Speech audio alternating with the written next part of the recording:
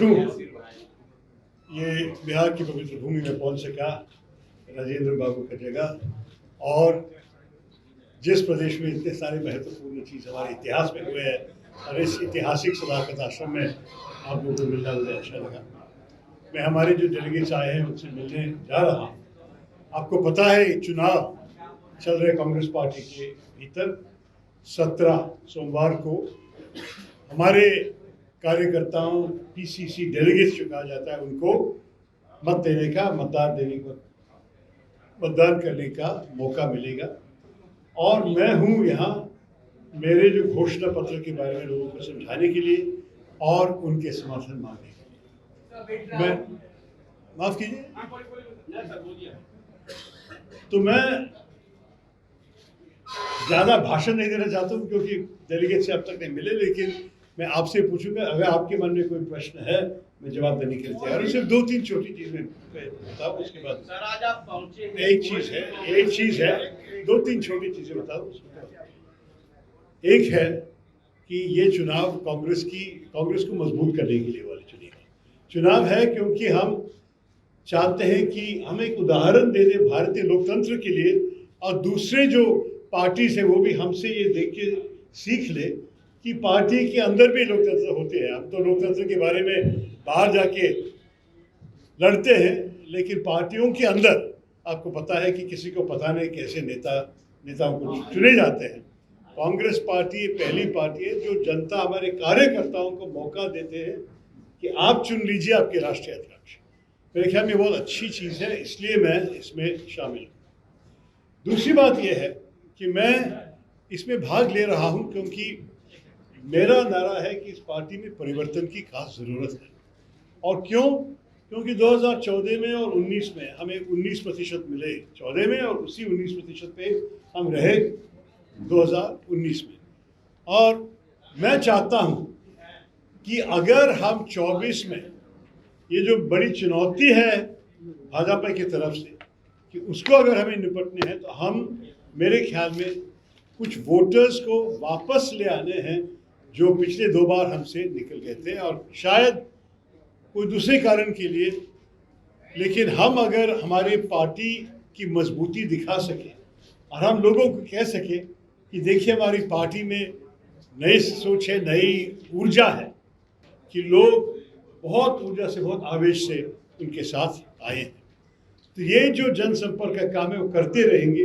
हमारे चुनाव तो 19 तक गिनती के साथ खत्म हो जाएगा, उनका भारत जोड़ो यात्रा अगले साल तक चलेगा। तो मेरे ख्याल में ये जनसंपर्क प्रोग्राम योजना जो है हमारी तरफ से वो चलती जाएगी, और राहुल गांधी जी के इस नेतृत्व के लिए मैं बहुत आभारी हूँ। तीसरी बात यह है कि इस पार्टी में मैं ये भी कहना चाहता हूँ कि मैं खड़गे साहब को विरोधी नहीं मानता, हम सहयोगी हैं। मैं उनके साथ बहुत साल से काम किया हूँ। लोकसभा में एक बार वो हमारे नेता भी रहा, लीडर ऑफ द ऑपोजिशन था, जब मैं लोकसभा के अंग होते हुए उनके साथ बहुत नज़दीकी से काम किया। जब उनका 80 जन्मदिन था 2 महीने पहले, मैं बहुत खुशी से उनका जो रिक्वेस्ट आई मेरी तरफ, मैं उसको आगमन करके एक अच्छा ट्रिब्यूट लिखा कि इतना महान आदमी जो हमारे देश के लिए, हमारी पार्टी के लिए इतने सारी चीज़ें की है, तो मैं इसको बहुत आदर करता हूँ। मैं खड़गे साहब के खिलाफ कुछ नहीं बोलूँगा, मैं सिर्फ आपसे ये कहूँगा कि हम लोग हमारे पार्टी के सहयोग के सामने 2 अलग अलग किस्म के संकल्प रहते हैं कि पार्टी के भविष्य के लिए, पार्टी में किस किस्म के काम करना है या किस आइडियोलॉजी से काम करने से कोई प्रॉब्लम नहीं है, दोनों के अंतर बहुत ज़्यादा फर्क नहीं है, लेकिन हमारे काम करने के तरीके में शायद एक काफ़ी बड़ा फ़र्क है। क्योंकि मैं चाहता, मेरे घोषणा पत्र में जो आप लोगों को यहाँ कॉपी छोड़ देंगे, आप ले सकते हैं, सिर्फ समरी का लंबा घोषणा पत्र मेरे वेबसाइट पे है shashitharoor.in। हमने तो इसको रिलीज़ किया था जब मैंने नॉमिनेशन फॉर्म ही दिया, तो नया खबर नहीं है, लेकिन मैं आपको ये कहूँ कि हमारे घोषणा पत्र में जो कुछ मैंने कहा है ये पार्टी की भलाई के लिए कहना चाहता हूँ कि पार्टी अगर ये सब बदलाव स्वीकार करे, मेरे ख्याल में हमारे जनता के हाथ में ज़्यादा मजबूती और ज़्यादा जिम्मेदारी महसूस हो जाएगी। सब लोग भागीदारी है, और उनको ऐसे भी होना चाहिए कि उसको लगे कि हर स्तर पे बूथ, मंडल, ब्लॉक, जिले और राज्य में कि उनके पोस्ट के साथ कोई हक है, कोई अधिकार है, कोई जिम्मेदारी है। आजकल इतना ज़्यादा उनको नहीं लग रहा है। और एक उदाहरण है कि हमारी पीसीसी अध्यक्ष जो है, उनको अगर एक जिला अध्यक्ष को अपॉइंट करना है, उस जिले के अपॉइंटमेंट के लिए दिल्ली का कांग्रेस अध्यक्ष का दस्तखत चाहिए। हमें पूछा कि इसकी क्या ज़रूरी है। हम विकेंद्रीकरण करना चाहते हैं पार्टी में कि हमारे जो सब कुछ दिल्ली में तय हो जाता है उसको अभी हम नीचे के स्तर तक लेके आके लोगों को अपनी अहमियत जानने का मौका दें। और मैं ये भी कहूँगा कि अगर आप देखेंगे पीसीसी डेलीगेट्स होने के कारण, मतलब पीसीसी डेलीगेट्स के नाते ये पहला काम है उसके 22 साल में कि 17 तारीख को उनको वोट देने के एक मौका मिलेगा। बाकी तो कोई भूमिका नहीं रहा पीसीसी डेलीगेट्स। अगर उनके दूसरे कुछ पोस्ट है, एमएलए हो या कॉर्पोरेटर हो या जो भी है, डीसीसी प्रेसिडेंट हो, तब तो ठीक है, उनका उस रोल में, उस भूमिका में कुछ काम कुछ मिले होंगे। लेकिन पीसीसी डेलीगेट्स होने के नाते ये है प्रथम काम। और मेरे ख्याल में ये गलत है, क्योंकि हमारे संविधान के अनुसार पीसीसी डेलीगेट चुना जाता है, और जब एक चुने हुए आदमी हमारे पार्टी में बैठे, उनको उनके इम्पोर्टेंस को देखना चाहिए। मैं चाहता हूं कि कभी भी कोई अध्यक्ष आए दिल्ली से या कोई जनरल सेक्रेटरी, या अगर जहां हम सत्ते में है एक मंत्री आए, तो मंच पे हमारे पीसीसी डेलीगेट्स भी बैठने चाहिए। उनको जानना चाहिए कि हमारे जो ये स्टैंडिंग है, पार्टी स्थिति हमारी काफ़ी अच्छी है। जब हम स्क्रीनिंग कमेटी चलाएंगे कोई भी उम्मीदवार को चुनने के लिए, एमएलए हो, एमपी हो या कॉर्पोरेशन या पंचायत जो भी हो, हम उसमें भी पीसीसी डेलीगेट्स की राय भी स्वीकार करनी चाहिए, उनको बुला के उनकी राय पूछनी चाहिए। तो इस किस्म की विकेंद्रीकरण में कह रहा हूँ, जहाँ जनता को ऐसे लगे कि हम भागीदारी है, हम हकदार है इस पार्टी के अंदर, लोग हमें सुनने के लिए तैयार हैं, जो आजकल अनफॉर्चुनेटली ये सब नहीं चल रहे हैं हमारी पार्टी में, और ये मेरे ख्याल में होनी चाहिए। लेकिन अंत में मैं ये भी कहूँगा कि अगर खारगे साहब की जीत हुई या मेरी जीत हुई, मैं सिर्फ ये चाहता हूँ कि कांग्रेस पार्टी की जीत होनी चाहिए। हम तो कांग्रेस पार्टी की मजबूती के लिए लड़ रहे हैं कि इस चुनाव के बाद देखिए 2 हफ्ते में जितने भी ध्यान और श्रद्धा माध्यमों और जनता हमारी पार्टी की तरफ दिए हैं, ये 8 साल से हम नहीं देखा।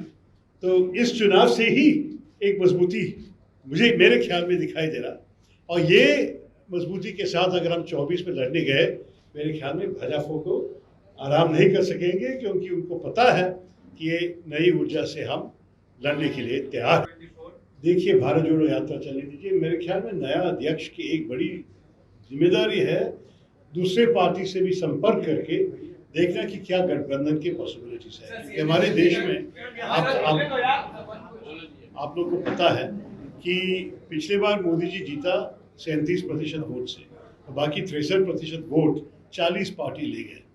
तो मैं इससे ये समझता हूँ कि अगर हम ये वोट डाइवर्जन को ज़रा मिनिमाइज कर सकें, कि सारे विपक्ष की पार्टियाँ अपने आप को विभिन्न रखने के अलावा अगर हम एक साथ जोड़ सके कोई कॉमन मिनिमम प्रोग्राम के साथ, तो मोदी जी के 37% से वो दूर नहीं जा पाएंगे।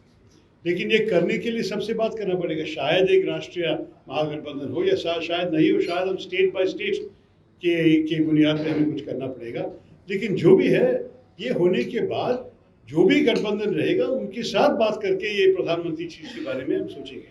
कोई शक नहीं है कि कांग्रेस पार्टी के जो कार्यकर्ता हैं वो चाहते हैं राहुल गांधी जी को, लेकिन अंत में चुनाव के बारे में यहाँ बैठ के मुझे कहने की कोई इजाजत नहीं।